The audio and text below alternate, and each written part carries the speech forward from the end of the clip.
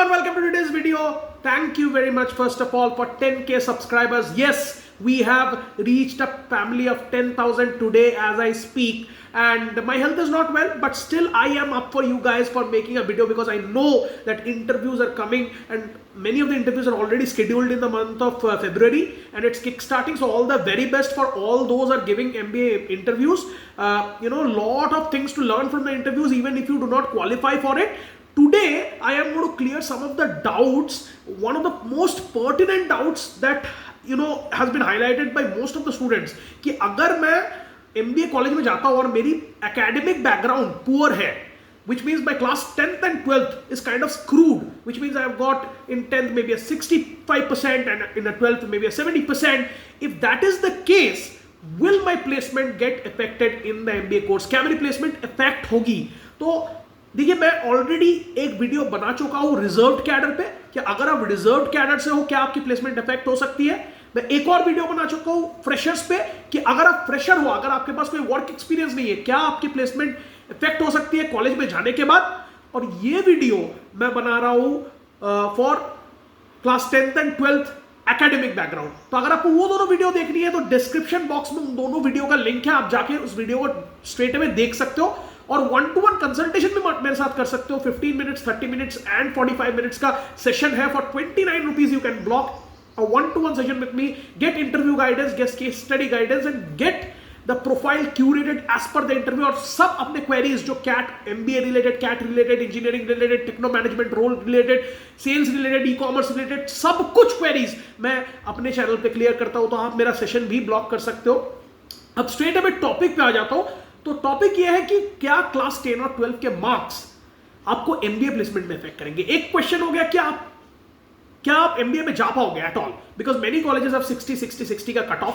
मैं एक different video बनाऊंगा उस पर कि कौन से कॉलेजेस, अगर आपके बैकग्राउंड 10th 12th पुअर भी है तब भी आप जा सकते हो। ऐसे कौन से कॉलेजेस हैं जो आपको 10th 12th के बेसिस में शॉर्टलिस्टिंग नहीं करते या सेग्रीगेट नहीं करते हैं या उतना ज्यादा स्ट्रेस नहीं देते हैं, बट बहुत सारे कॉलेजेस में आप एंटर ही नहीं कर पाओगे, पहली बात तो। दूसरा क्वेरी जो मैं आज इस वीडियो में डिस्कस कर रहा हूं वो है कि अगर आप अंदर चले भी गए, क्या आपकी प्लेसमेंट उतनी आसान होगी जो एक 90% कैडर वाले का होगा। मतलब एक कोई बंदा और बंदी है जिसमें 10th और 12th में 90% मिला है, क्या उनकी प्लेसमेंट और आपकी प्लेसमेंट अपॉर्चुनिटी सिमिलर होगी? Almost yes, the answer is almost yes. एक सेक्शन जरूर है जहां पे आपको बेसिस क्लास 10 और 12 मार्क्स सेग्रीगेट किया जाता है, आपको बैठने नहीं दिया जाता है, बिकॉज मिनिमम क्राइटेरिया 60% या 65% या 70% होता है, बट दोस कंपनीज आर 1%, और in some colleges they are negligible. In our college there was no such company, IIT Kharagpur में there was no such company which was segregating basis your class 10 and 12 marks. तो class 10 और 12 marks is something that is shown on a CV, can affect the mentality of the person who is taking your interview, and I will tell you how, and उसको आप counter भी कैसे कर सकते हो। But generally segregation या discrimination on shortlisting doesn't generally happen on a class 10-12 marks पर से, कि आपके मिनिमम 60% या 65% होने ही चाहिए तभी आप इस कंपनी में अप्लाई कर सकते हो। वो 1% या 2% कंपनीज में, हैंडफुल फ्यू कंपनीज में होते हैं, और बहुत सारे एमबीए कॉलेज में ऐसे कोई कंपनी आती ही नहीं है। But Having said that, class 10-12 के मार्क्स आप सीवी में डालोगे ही, बेसिक एजुकेशनल क्वालिफिकेशन में आपको वो मार्क्स डालना ही पड़ता है।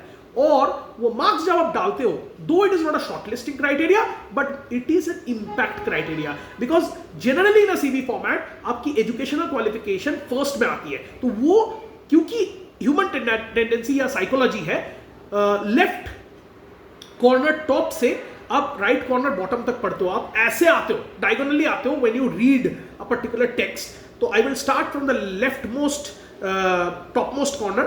सो आपके क्योंकि फर्स्ट में ही एजुकेशनल क्वालिफिकेशन होता है तो फर्स्ट आदमी वही पढ़ता है और वो पढ़ के आपके बारे में एक परसेप्शन बना लेता है। तो कभी इंटरव्यू में बहुत टाइम पे लोगों का ये परसेप्शन बन जाता है कि अगर ये 65% और 70% लाया है क्लास 10 और 12 में तो ये बंदा या बंदी उतने बेहतरीन नहीं है, because see marks at the end of the day is just a number, as many people say, agreed.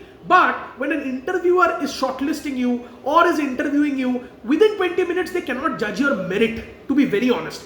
All they have is your CV, what work experience you have, whether that is relevant to the role that they are hiring for, whether it is relevant to the company that they are hiring for, your basic talking sense, whether it is matching with the values of the company or not, whether you will be able to add any value to the company or not, and basic diligence. See, employees can be trained, but personalities cannot be developed. So I have a very popular saying in the US, and I have told that in many videos also. In the US, they hire personalities, not skills. Unlike India and many segments जहाँ पे skills hire होते हैं ना, US में personalities hire होते हैं. तो जब personality को hire करते हो तो उनको आप train करके skill सिखा सकते हो. लेकिन एक skillful बंदा जो काम ही नहीं करना चाहता है या काम ही नहीं करना चाहती है, free rider, cannot be changed overnight. So personalities cannot be changed.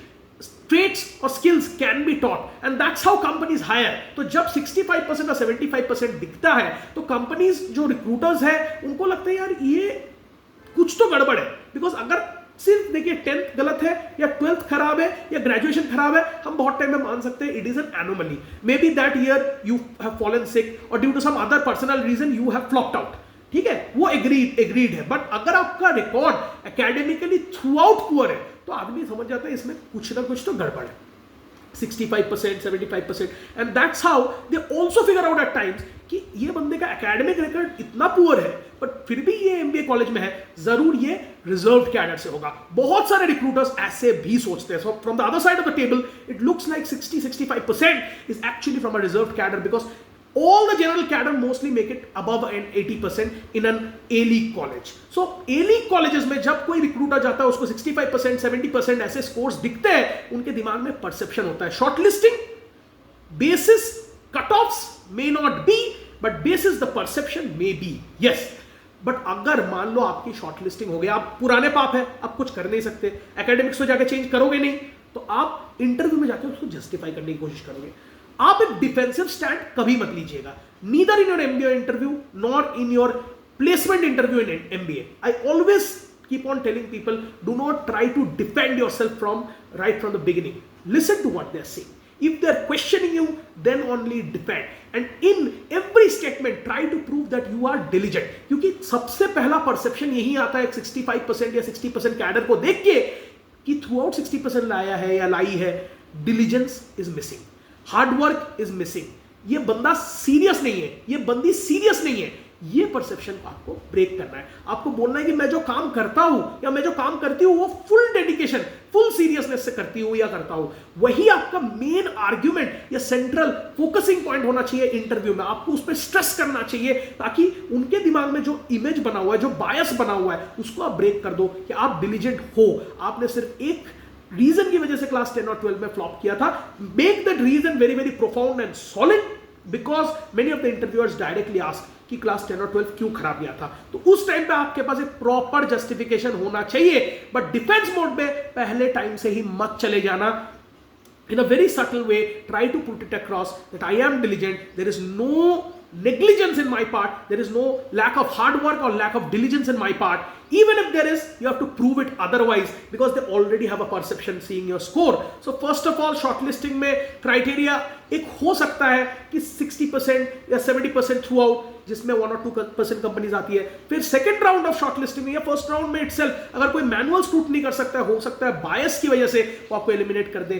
Third is interview में जब वो बैठेंगे तो आपका कंसिस्टेंट खराब परफॉर्मेंस देख के हो सकता है उनके दिमाग में ऑलरेडी एक परसेप्शन या बायस बना हुआ है. तो आपको इंटरव्यू में डायरेक्ट डिफेंस मैकेनिज्म में नहीं जाके, डायरेक्ट कन्फ्रंटेशन में नहीं जाके, until they ask you have to certainly put forward that you are a very strong, diligent person and you're very, very hard working.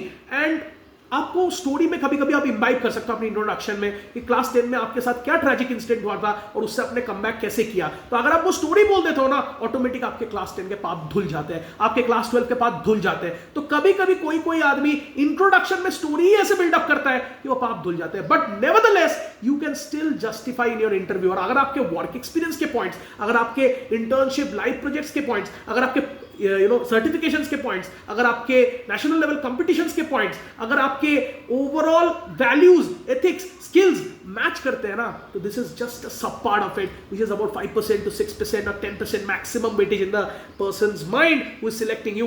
Ultimately, it is your work experience, it is your projects and internships, it is your position of responsibility, it is your courses and certifications that work out the most for you. I would say educational qualification or educational marks per se is the least criteria in your entire CV that helps make the decision. It is only a criteria to show diligence, because they have no other way to measure diligence within 20 minutes of interview, because every person will act diligent. But if you can give life stories, if you can prove them that you have been diligent and this class 10, 12 is just an anomaly, you are not a person who will give up on hard work, who will give up on diligence, you are not a free rider. If you can prove that, their entire perception will be broken and they will take you if your other points are satisfied. Focus on the other points, because पुराने पाप आप धो नहीं सकते, नए पाप मत करो. फ्यूचर में अपनी प्रोफाइल ऐसे बिल्ड करो कि पुराने सारे पाप कवर अप हो जाए, धुले नहीं, कवर अप हो जाए, उस पर परत पड़ जाए अच्छे कामों का, अच्छे प्रोफाइल का, अच्छा ओवरऑल वर्क एक्सपीरियंस, अच्छा ओवरऑल सर्टिफिकेशन, अच्छा overall life projects, research internships. ये सारी चीजें करो, प्रोफाइल पे काम करो, जिस पे आप काम कर सकते हो उस पे करो, rather than focusing on what has already been done, and cover the damage with this part, because definitely it will fetch you a job if you can prove otherwise. If you can disprove your lack of diligence in your marks through your efficiency in other areas and through your statements and introduction, then nothing better than that. That was it from my side. Thank you again for staying tuned to this channel. Thank you for 10,000 ka family. Hope we cross millions and millions more of people and we touch people's lives, because that is what is the channel for. मैं इस channel पे mini MBA courses भी launch कर रहा हूँ, मैं इस channel पे बिजनेस के बारे में डिस्कस करने वाला हूँ, मैं इस चैनल पे अदर एजुकेटर्स को भी लाने वाला हूँ, मैं इस चैनल पे पॉडकास्ट करने वाला हूँ, मैं इस चैनल पे वो सब कुछ करने वाला हूँ जो आपके करियर में आपको एक डिसीजन लेने में हेल्प करेगा. B it engineering, be it management, or be it techno management roles, I am here to help you just at your fingertip. And if you want to discuss, again, link in the comments, link in the description box as well for you. That was it from my side for today. If you like a video, like it, share it with your friends, subscribe to the channel and hit the bell icon. Bell icon दबा दो, otherwise notification नहीं मिलेगा. That was it. Bye bye. Thank you very much.